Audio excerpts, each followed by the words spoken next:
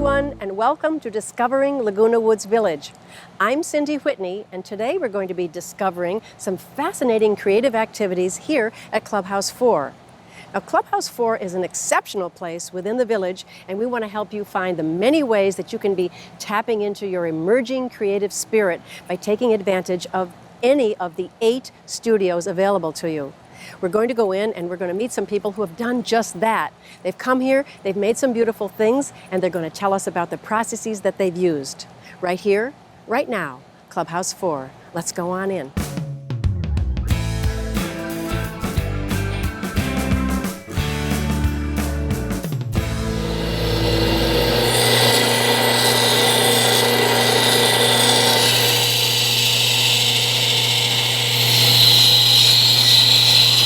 We're talking right now with Carrie Bourgeois in the Lapidary studio. And Carrie, you are a graduate gemologist and also a rock and mineral enthusiast. Tell me, how did you become interested in the field of lapidary? I think that started with my grandparents. Really? Yes, my grandfather used to take rocks and he put them in my mom's bag. And she wouldn't find them until she got home, so I always got the collection of the rocks that came back. So you started rock collecting, yes, and you developed an interest in it. Yes. In high school, I think, my art teacher was very influential in getting me to work on jewelry pieces, such as these things, and cutting stones, and it just kind of snowballed from there. Now, have you traveled to different areas to find some of these beautiful minerals? Yes. There's gem shows everywhere, Quartzsite, Tucson. I've been other places of the world also. Lapidary is really a non-traditional studio to find anywhere, and certainly in a community like Laguna Woods. When I come in here, I see lots of people working here. What are all of those folks doing? They're from Saddleback College, most of them. During the week, they have classes through Emeritus program. And we encourage people to take those classes so they can come in and use the equipment, because it's an industrial environment and they need to be trained for these things too before they use the equipment. So start with a class. Yes. And then what? Then you're kind of guided along the way as to what projects to cut, stones to cut, what to do with the stones when you're done with them. And I've seen a lot of people blossom from just being in here. And we've grown to know each other, and we've become friends, and we go on trips together and things. Yes. Well, where do you go? Is it on a sort of a rock? Road trips. Yes. Road trips. Oh my goodness. Wow. Well, you certainly have some beautiful pieces that we're going to examine a little more closely. They're just gorgeous. And do you like finding something that you're not sure what it is, and then when you polish it, you find that it's something absolutely beautiful? Is that the joy of it? Yes. A lot of it is. And a lot of the rock you see in rough form like this, you don't know what's inside of it until you cut it. And then you get these gorgeous colors inside. What is that? This is an agate from Madagascar. It's stunning. It looks like an abstract painting. It's just beautiful. It does.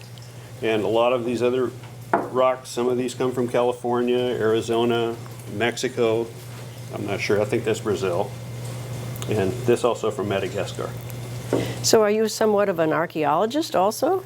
That was one of my other interests when I was a kid. So you combine the two, and this is where you are. I love it. So what are you going to think about doing next? I've been carving jade, carving agate, and I've been to several workshops around the country with master carvers from New Zealand, China. Wow. Yes. Say I live here. If I were to come in here, I could ask you for your help. Would that be fair to say? Yes, to an extent, because it gets pretty busy in here some days. Sure, as best you can. Yes. Sure, I understand. And I share any knowledge that I have. I'll share that with anybody. Of course.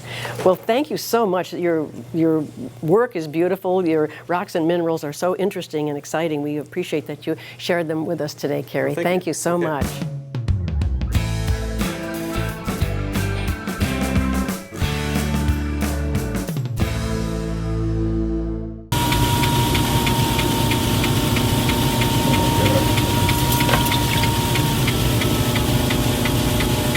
We're in the ceramic studio now, and everywhere we look around us, there are works in progress.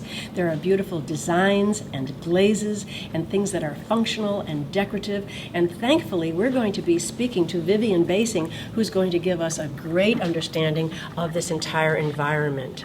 So Vivian, welcome to our show, Discovering Laguna Woods Village. You had done ceramics and pottery prior to coming to Laguna Woods? Is that correct? I did pottery back home in South Africa, probably from the age of 20, so a good 40 years. Wow, so you are I'm a veteran. You are very experienced, right? A veteran. So with all of that experience, may I ask you, what's your impression of the Clubhouse 4 Ceramics and Pottery Studio? When I first discovered this studio, I was absolutely delighted. It's professional, it's big. They offer the most fantastic reduction firing, which I hadn't done a lot of. Great clays to buy. So for me, even an old potter, it offered something.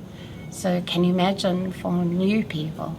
I am imagining, because I think ceramics and pottery is something that people always wonder about and say, someday I would love to get involved in that. So is it easy for someone to come in, do you think, and get started?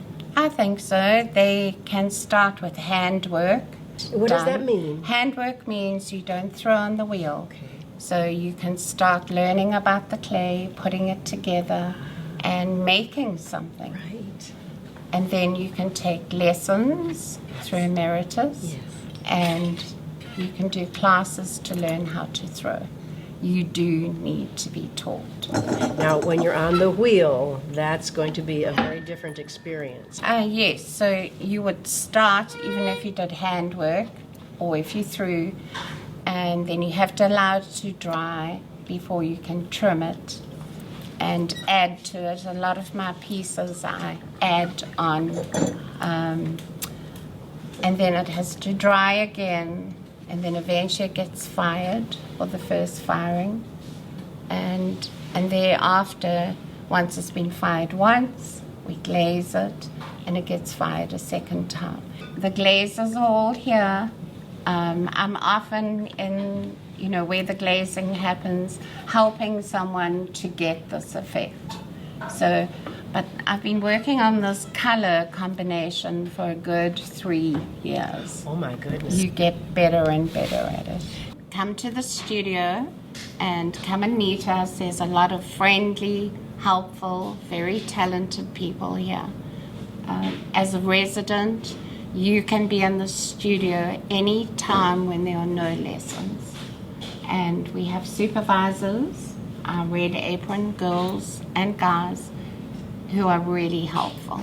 And we have beginning emeritus classes, so if you That's really right. want to get your foundational skills, to come sign up for the emeritus class. Come on down to the Ceramics and Pottery Studio, everyone, and look at the amazing things that you can be making. And you may be making them right next to Vivian, who will help you. We all admire beautiful, thoughtful photos that capture a moment in time that we can all experience in our own unique way. Wouldn't it be great to have access to a place where we could become photographers just like that? Well, we do. It's here at Clubhouse 4, and it's called the Photo Lab. Let's go on in, shall we?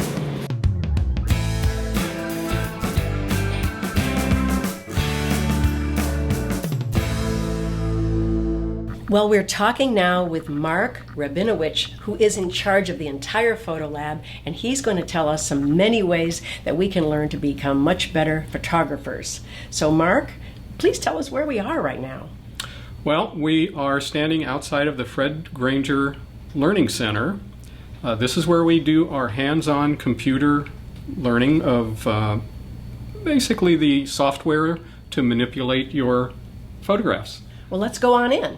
So we're in the Fred Granger studio right now, and Mark, you indicated that there are both PCs and Mac computers in here. Correct. So does that help someone coming in learn a particular software program? Generally, it's the same software program, but the software is developed for the individual platforms. We like to accommodate everybody. and that gives everyone a chance to learn the software for their platform.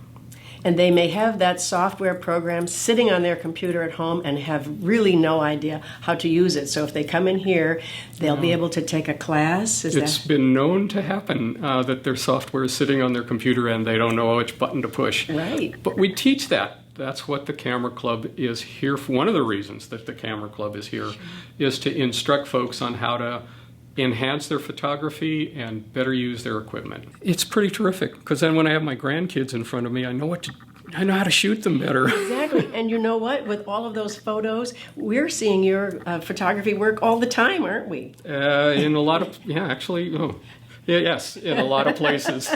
You're so modest. I'm going to turn artist. quite red here. Well, Mark, I think we all have in our minds a typical idea of what a dark room is. We're in a dark room right now, aren't we? Yes, we are. Obviously, the dark room is used to process film, something that most folks don't do anymore. But as I always joke with people when I give them the 25-cent tour of the photo lab, we have one of the few working dark rooms that I'm aware of, and I say this somewhat tongue-in-cheek, but at the whole state of California, you still can come in here and use your film and process it here. This is our large classroom. 2 groups use it. The Camera Club, we use it for presentations, critiques, print critiques.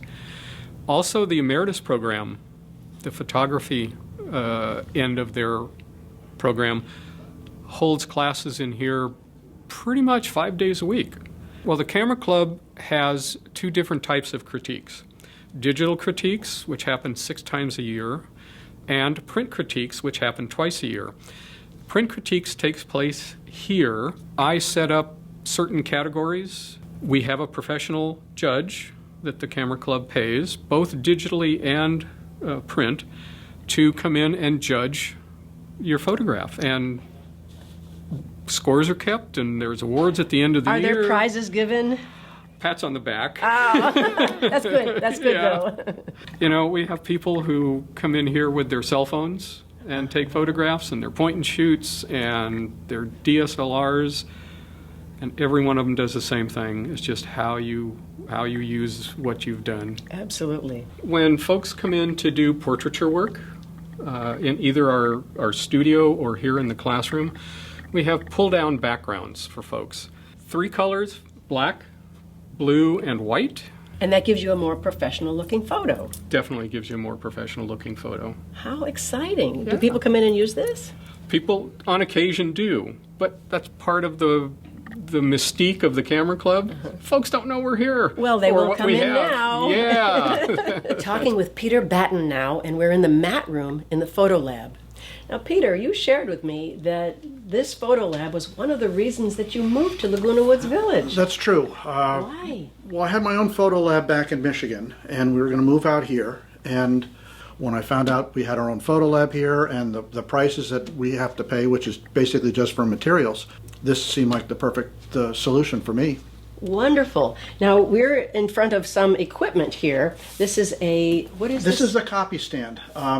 If you were to have an old picture or something, this one is in pretty good shape, but there's a couple that came in that weren't, and you wanted more copies of this, we can bring it in here, we mount our cameras up here, we have lights, and we can make sure that the picture is reproduced in the best way possible, rather than having to worry about glare and shadows and everything else.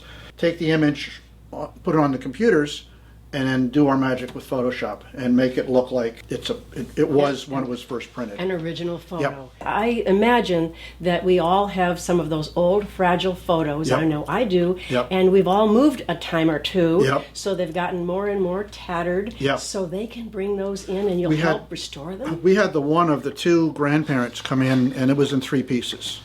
And we laid the 3 pieces down, photographed them, and then went to work on them with Photoshop. And so they become treasured photos Yep. all over again. Yep. Oh, that's and you can remarkable. also share them. If it was like a grandparent or something, you can take your copy, have 4 or 5 copies made, and then all the siblings or grandchildren or whoever can get the copies as well.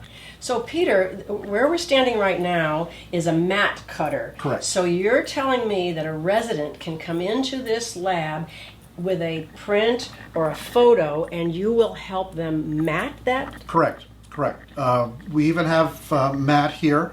Plus you can also bring your own. And what you're going to end up with is something like this. We can, it's got the beveled edges. You can bring in 2 or 3 and stack them on top of each other, so you can have triple matting or whatever and make it look really fancy, and it's really very reasonable. It's a lot less than going to a frame shop, that's for sure. Peter, I have recently had a print framed and I spent hundreds of dollars matting that, so I know exactly what you're talking about. This is a great resource for people. This is the essence of what the darkroom has now become. We've done away with all of the trays and all of the rest of that nonsense and the chemicals, and it all happens here. We have scanners where we can scan pictures or documents, as well as slides or film strips. They're then digitized, they're downloaded to the computer, correct them with Photoshop or one of the other editing programs. Then we can print them out either on one of 2 wide format printers that we have here that we can print up to 16 by 24. Now, as you're saying that, I'm thinking of those more than one box of photos that I have at home that I need to do that to. Right. I need to take them in here and scan them so that those photos, as they may be deteriorating, will now be saved. Right. And shared. And you can go from 2 big boxes to a little tiny thumb drive. Isn't that amazing? Oh, this is exciting news. And is there a charge for that? No. Nope. That's even better. Nope. It's all free, and we're here to help you and get you started and show you how to do it, and then you're free to do it. You're going to have a line out the door tomorrow, you know that, don't you? We're ready. We're ready.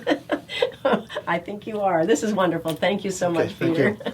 So come on down, grab your camera, come down, join your friends, and learn how you can enhance your photographic skills. And you thought sewing was just a craft. We're going in to show you that it could also be an art.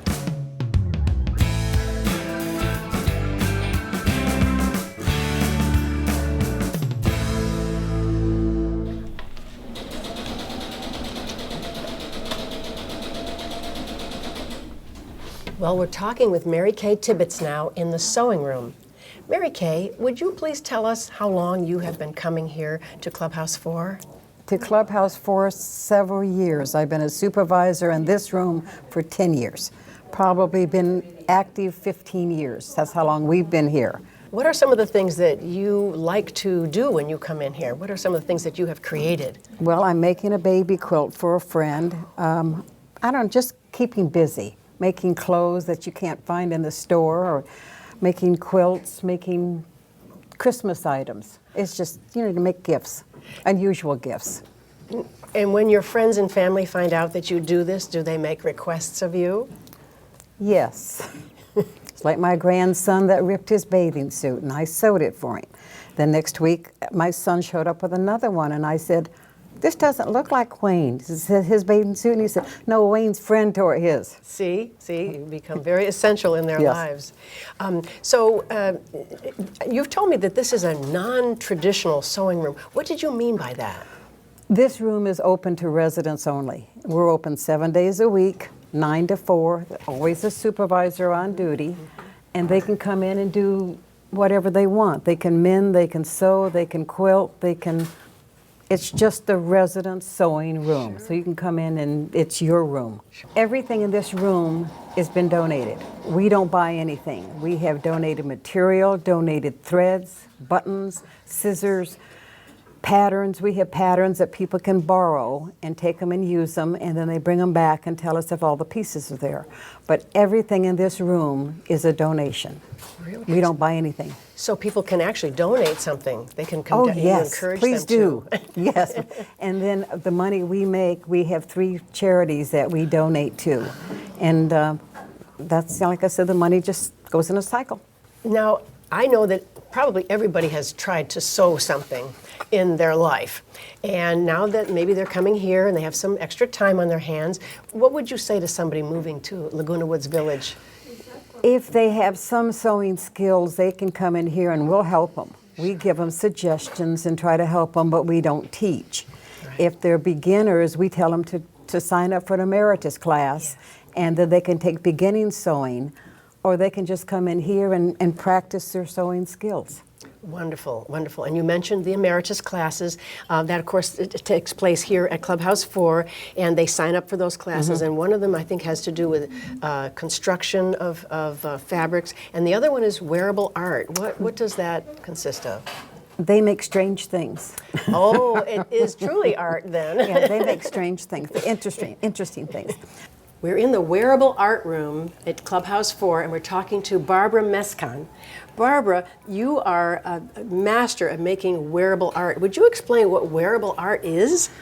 Wearable art is sculptural material that you find anywhere. You take something and you make something else out of it. And if it's pretty, then it's wearable art. If it's ugly, we don't talk about it. These are beautiful pieces that you have. This jacket and this scarf, and I noticed that you say you do felting. What is that? What is felting? Felting is when you take one piece of material, a felt, put another piece on top of it, and you have needles, and you just stick it many, many, many times, and then it holds on. How long have you been doing this? Since I came here. But it took me 7 years to get into a wearable art class. It's not easy to get into these classes. And it's very creative. And there are very creative people in the class. And all the energy from each person comes off onto the next one. One person has an idea and we expand on it. And the instructor gives us a topic, and she never knows what's going to happen. Oh, I love when that happens. Yes. And you're creating beautiful work. Some of the other pieces that you've created are, you've made silk scarves, you've made beaded necklaces, things with buttons and those types of found objects. Could you tell us a little bit about what inspired you? Well, it was a topic from the instructor. But when I want to meet people and I'm going to a crowded event, I wear one of those beaded button necklaces because people come over to see what it is, and then I get to meet a lot of new people. It's a conversation starter. Yes, yes. Wonderful. I just want to show you one thing Yes. here. This was made out of a clicker for some kind of electrical thing, and my husband was throwing it out, and I said, no, no, no, let me take the components out. And so here I have another interesting and beautiful bracelet. That, again, is a conversation starter, to be sure. Make something out of something else. Recycle. Thank you so much, Barbara. Well, what do you like best about coming here to this particular sewing room? The friendliest room of all. We come down here and we talk and we joke, we have lunch. You meet friends down here. You can make boo-boos and people help you. It's just a fun room. This is the friendly room. Thank you so much. Oh, you're more than That's welcome, more great. than welcome. Thank you. You're welcome.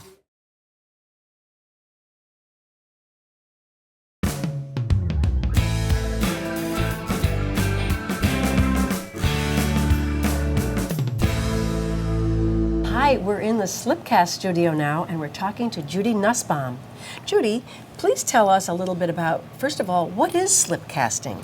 It is wet slip, and it's poured into one of hundreds of molds, any shape you can imagine, from casseroles to vases, cookie jars, plates, dog dishes. This is a mold for this particular vase. And what happens here is you get this mold. Again, we have trillions of them. You open it up, and you see there's the shape of the vase in there. This is a wet piece I just made yesterday. It needs to be cleaned, but I just poured that out of this yesterday.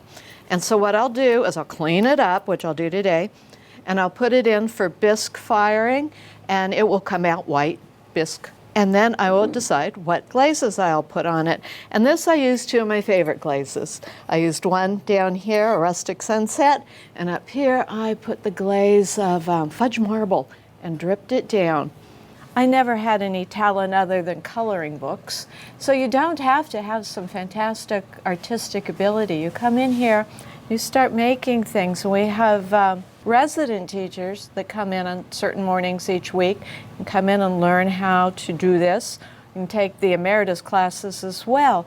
And when you're doing your art in here, and as you get better and better and better, and even your first piece will be great because it's amazing how this all works. When you're working on your pieces here in Slipcast, you're not out there with all the other stuff you're supposed to be thinking about. It is a wonderful form of hanging out and relaxing. Not only that, the friendships that I have made here. One particular afternoon, we come in, we listen to old music, everybody brings food, we make our things we're talking about, and it's the music of the 50s and 60s, and we're having such a good time. So besides developing an artistic endeavor, and besides having gifts to give people and to decorate your house or your patio with, it's a therapy that we're overpaid here. This is wonderful. We're doing a really... If someone was just moving here to Laguna Woods Village, would you say that slip casting is kind of an entry level? It is. Slip casting is definitely an entry level, and it's a great way to not be afraid of clay, not be afraid of glazes, and the most willing to help you if you need it people are right here, and the most friendliest people. And you said that the pieces after the slip is poured into the mold, that is fired. Now there's a kiln that's in another location across the hallway. Right across the hallway and we have our they fire kiln. that for you, so you're not involved in that. Right. And then it comes back, and then now you can put your glaze on, and it goes back in for another firing. Right. So it's a wonderful process. Yeah. And you can have lots of things going at once, can't you? You can. I'm not glazing today, but I'm pouring a vase, I'm cleaning a vase, I'm cleaning a tea set somebody wanted. Just it continues on, and it's fun. So you're supervising other people that are coming in because you've gained those skills in that 2-year period that you've been coming here. Indeed, That's indeed. fabulous. Yeah. Well, I'm sure they appreciate your expertise. Well, thank you very much, My Judy, pleasure. for sharing all of your work with us. You have such beautiful things here, and I can see that they would make lovely things to have around your home, practical things that you can eat your ice cream out of, but also to give as beautiful gifts for people. So thank you very much for sharing these things. Thank you for asking me. Thanks for joining us today at Clubhouse 4. We saw some beautiful photography, some beautiful polished gems, some wearable and functional art, and some gorgeous ceramic and slipcast pieces. Please watch for us on Channel 6 and join us every time on Discovering Laguna Woods Village. Oh, and by the way, one other thing I forgot to mention about Clubhouse 4, it has a fabulous heated swimming pool. Now, we engage in these activities because we enjoy the art and craft, but we should know there are also great benefits. Time spent actively engaging in physical, motor, or intellectual exercises in a multi-sensory environment, such as Clubhouse 4, has been shown to increase concentration, heighten awareness, and improve alertness. It may improve coordination, motor, and cognitive development. It has also been shown to lead participants to explore their environment while providing increased levels of security. A multi-sensory environment can promote social interaction, thus improving communication and sharing.